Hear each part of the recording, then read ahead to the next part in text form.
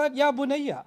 Now, again, in translation, we say, my son, don't tell this dream to your dream to your brothers. And we skip over what part? My son. We skip over that part like it's insignificant. It's a pretty big deal. The way we talk to our children, the comfort we give them, the acceptance we give them, the way we make them feel loved by those words that we address them with. And you know what? I would argue that this shouldn't change as children get older. This should remain, and this should remain into their adulthood, that we should address them with love and respect. Parents to children, children to parents. Because a time comes when our kids had developed so much resentment towards their parents. And then the father is like, why are you talking to me like this? Because you never treated me like a person. You never acknowledged me. You never said something good about me. When was the last time you gave me a hug?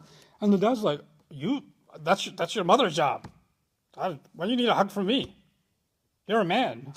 You're still a child. You're a human being. And you need that comforting from both father and from mother. And here a father is providing that emotional support.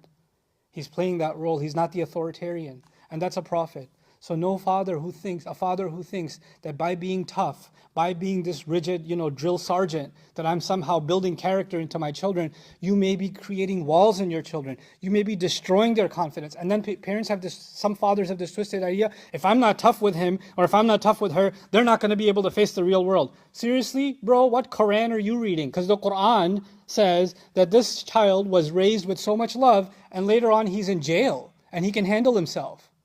He's in a crazy situation in the palace. He can handle himself.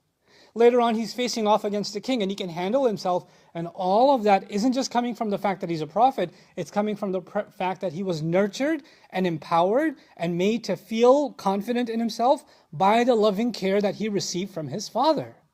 Which is why this is the starting point. Like everything else that's happening in the story, Allah felt it, Allah saw it in His wisdom, important for us to understand. All of what is going to transpire like a tree that's going to grow comes from this seed. And this conversation is that seed. So it's not insignificant. And if this is so significant that this upbringing leads to the saving of a generation, like an entire nation was saved from starvation, from the valuation, the validation that father gave to son. If it just came from that, can you imagine how many future generations are you and I destroying by not validating our children, and what trees they might transform into? What good they could bring to the world? What amazing things they can accomplish if only we believe in them, we give them that nurturing love and care. We do our job as parents. Ya Bunayya, my beloved son. And then he says, La taqsurna